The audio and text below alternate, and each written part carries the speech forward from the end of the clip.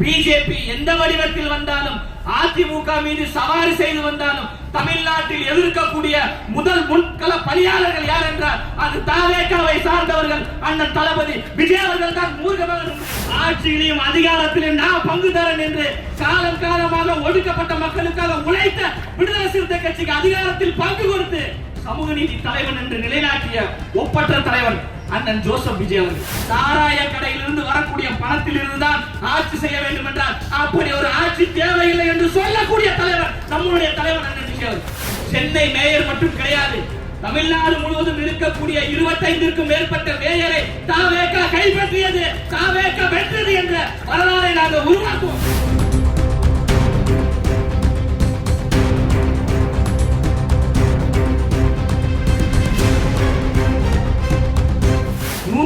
சட்டமன்ற உறுப்பினர்களை நம்ம வெற்றி பெற்றோம். 118 வேணும் ஆட்சி அமைப்பதற்கு. தலைவர் அவர்கள் நினைத்திருந்தால் அதிமுகவோடு அவங்களுடைய ஆதரவை பெற்றிருக்க முடியும், பாமகவோடு ஆதரவை பெற்றிருக்க முடியும், பிஜேபியோடு ஒரு சட்டமன்ற உறுப்பினர் இருக்காங்க, பிஜேபி ஆதரவை பெற்றிருக்க முடியும். அந்த ஆதரவை பெற்று தலைவர் அவர்கள் ஆட்சி அதிகாரத்தில் அமர்ந்திருக்க முடியும். ஆனால் தலைவர் அவர்கள் மிக தெளிவாக இருக்கிறார். நான் தமிழ்நாட்டு மண்ணை சார்ந்தவன், முற்போக்கு சிந்தனை கொண்டவன், தந்தை பெரியார் வழியில், அண்ணல் அம்பேத்கர் வழியில், கொள்கை கோட்பாடில் பயணிக்கிறேன். எனவே என்னோடு பயணிக்கக்கூடியவர்கள் இந்த மண்ணையும் மக்களையும் நேசிக்கக்கூடியவர்களாக இருக்க வேண்டும் என்பதற்காக காங்கிரஸையும், விடுதலை சிறுத்தை கட்சியும், இந்திய கம்யூனிஸ்ட் கட்சி, மார்க்சிஸ்ட் கம்யூனிஸ்ட் கட்சி, இஸ்லாமிய அமைப்புகளோடு கரம் கோர்த்து மதசார்பற்ற ஒரு கூட்டணியை உருவாக்கி மதசார்பற்ற ஒரு ஆட்சியை நிறுவினார். அவர் நினைச்சிருந்தா அங்க போயிருக்கலாம். மதவாதம் எந்த வடிவத்தில் வந்தாலும், பாசிசம் எந்த வடிவத்தில் வந்தாலும், ஒற்றுமையாக இருக்கக்கூடிய தமிழ்நாட்டு மக்களை பிரிக்க வேண்டும் என்ற சூழ்ச்சி வழியில் இருக்கக்கூடிய பிஜேபி எந்த வடிவத்தில் வந்தாலும், அதிமுக மீது சவாரி செய்து வந்தாலும், தமிழ்நாட்டில் எதிர்க்கக்கூடிய முதல் முன்கள பணியாளர்கள் யார் என்றால் அது தாவேகாவை சார்ந்தவர்கள் அண்ணன் தளபதி விஜய் அவர்கள் தான். மூர்க்கமாக எதிர்ப்பார். படித்தவர்களுக்கும் பாமரர்களுக்கும் ஆட்சி அதிகாரத்தில் அங்கம் கொடுத்து இது பாமரர்களுக்கான கட்சி, பாமரர்களுக்கான ஆட்சி என்று பேரறிஞர் அண்ணாவை போன்று 1967 அண்ணா அவர்கள் எப்படி ஒரு பெரும் புரட்சியை அரசியலில் செய்தாரோ அதே போன்ற ஒரு பெரும் புரட்சியை 2026 எங்களின் அண்ணா ஜோசப் விஜய் அவர்கள் செய்திருக்கிறார். ஆட்சியிலும் அதிகாரத்திலும் தமிழ்நாட்டில் வாய்ப்பே கிடையாது, கூட்டணி ஆட்சிக்கு வாய்ப்பே கிடையாது. அது எப்படி கூட்டணி ஆட்சி கொடுக்க முடியும்? அது சாத்தியம் கிடையாது என்று ஐயா ஸ்டாலின் அவர்கள் சொன்ன போது தலைவர் தளபதி அண்ணன் விஜய் அவர்கள் சொல்றாரு, பெரியாரின் பேரனாக, அம்பேத்கரின் பேரனாக நான் இருக்கிறேன், ஆட்சியிலையும் அதிகாரத்திலும் நான் பங்குதாரன் என்று காலம் காலமாக ஒடுக்கப்பட்ட மக்களுக்காக உழைத்த விடுதலை சிறுத்தை கட்சிக்கு அதிகாரத்தில் பங்கு கொடுத்து சமூக நீதி தலைவன் என்று நிலைநாட்டிய ஒப்பற்ற தலைவன் அண்ணன் ஜோசப் விஜய் அவர்கள்.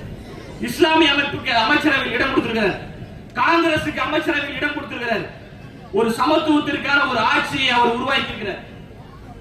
முதல் கையெழுத்துமா தாய்மார்கள் நீங்க அதிகமா இருக்கிறீங்க, முதல் கையெழுத்து தலைவர் போட்ட முதல் கையெழுத்து எங்களுடைய பெண் பிள்ளைகளுக்கு, எங்களின் தாய்மார்களுக்கு, எங்களுடைய அக்காவுக்கு, எங்களுடைய தங்கைக்கு எந்த பாதிப்பும் வந்துவிடக் கூடாது என்று 300 கோடிக்கு சிங்க பெண்கள் அதிரடி படை என்ற ஒரு படையை உருவாக்கி முதல் கையெழுத்து.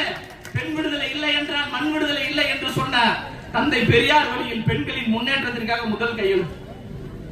திமுக இந்த டாஸ்மார்க் வந்து எவ்வளவு வந்துச்சு? கோபாலபுரத்துக்கு போயிருச்சா? அண்ணா அறிவாலயத்துக்கு போயிருச்சா? 10 ரூபாய் பாலாஜி எங்க இருக்காப்ல? என்னப்பா இந்த வாட்டி கமிஷன் சரியா வரலையே என்று ஏங்கிக் கொண்டிருந்தது திமுக. ஆனா நம்மளுடைய தலைவன், உங்க வீட்டு பிள்ளை ஜோசப் விஜய் அவர்கள் வந்தவுடன் போட்ட கையெழுத்து 717 டாஸ்மார்க் கடைகளை இழுத்து மூடிய தலைவர் அண்ணன் விஜய் அவர்கள். இன்னும் சொல்றார், இன்னும் எந்தெந்த கடைகள் மக்களுக்கு இடையூறாக இருக்கு, எந்தெந்த கடைகள் மசூதியின் பக்கத்தில் இருக்கு, எந்தெந்த கடைகள் கோயில் பக்கத்தில் இருக்கு, எந்தெந்த கடைகள் பள்ளிக்கூடங்களின் கல்லூரிகளுக்கு பக்கத்தில் இருக்கு, சொல்லுங்க. அந்த கடைகள் எல்லாம் இழுத்து மூடுவதற்கு நான் தயாராக இருக்கிறேன். சாராய கடையிலிருந்து வரக்கூடிய பணத்தில் இருந்துதான் ஆட்சி செய்ய வேண்டும் என்றால் அப்படி ஒரு ஆட்சி தேவையில்லை என்று சொல்லக்கூடிய தலைவர் நம்முடைய தலைவர் அண்ணன் விஜய் அவர்கள். அரசு அலுவலகங்கள் எங்கு சென்றாலும் அரசு அதிகாரிகள் மறந்துறாங்க.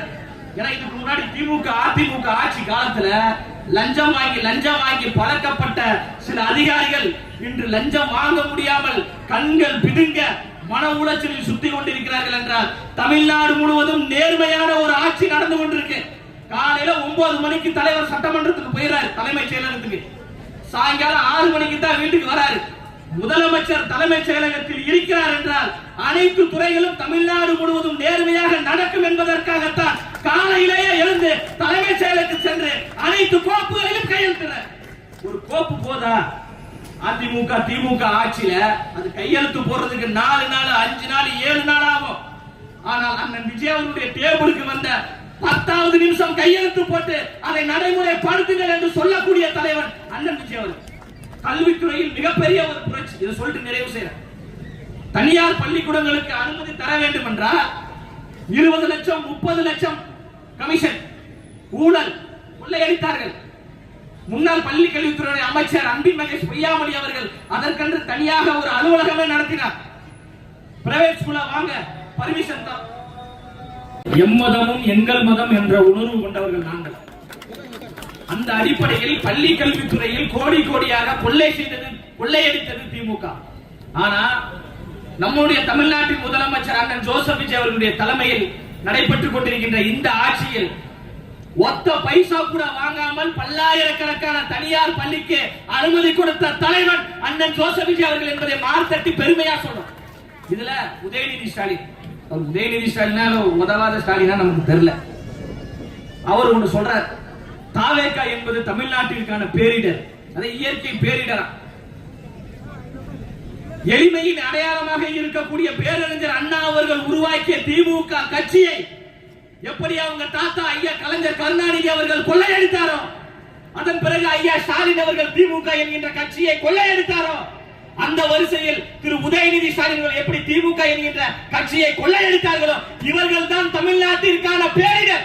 அந்த பேரிடரை மீட்க வந்த மீட்பு சக்தி தான் தாவேகா என்பதை அடுத்த திருத்தமாக சொல்றோம்.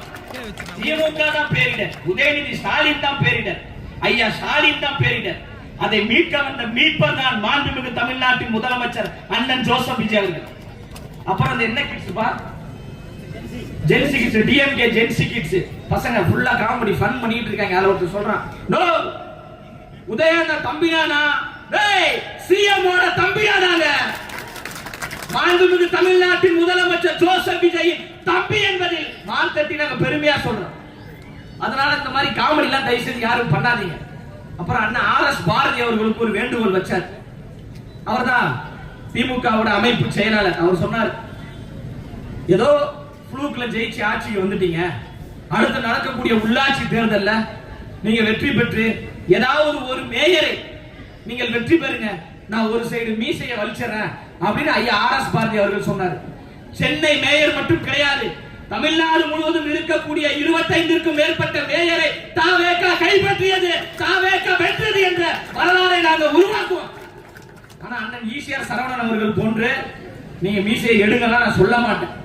ஏன்னா நீங்க மீசை இருக்கும் போதே பார்க்க சகிக்கல. மீசை இருக்கும் போதே அம்மா சரியா சரிக்குதுமா, ரொம்ப பாதிக்கப்பட்டிருக்கீங்க. மீசை இருக்கும் போதே பார்க்க சகிக்கல. அதுல ஒரு சைடு மீசை இல்லாம இருந்தா கொஞ்சம் கற்பனை பண்ணி பாருங்க. வாய் விட்டு சிரித்தா நோய் விட்டு போகும், சத்தமா சிரிக்கலாம், தப்பு கிடையாது. அப்ப 2 மீசை இல்லாம இருந்தா எப்படி இருக்கும்? அதனால மீசையோடு இருக்கணுமா, மீசை இல்லாமல் ஐயா அவர்கள் இருக்கணுமா, இல்ல ஒத்த சைடு மீசையோடு இருக்க வேண்டுமா என்பதை அவரே மிரர் முன்னாடி நின்று பார்த்து அதன் பிறகு முடிவு செய்து கொள்ளட்டும் என்று கூறி பேச வாய்ப்பளித்த அனைத்து நல்ல உள்ளங்களுக்கும் நன்றி கூறி நிறைவு செய்கிறேன். நன்றி, வணக்கம்.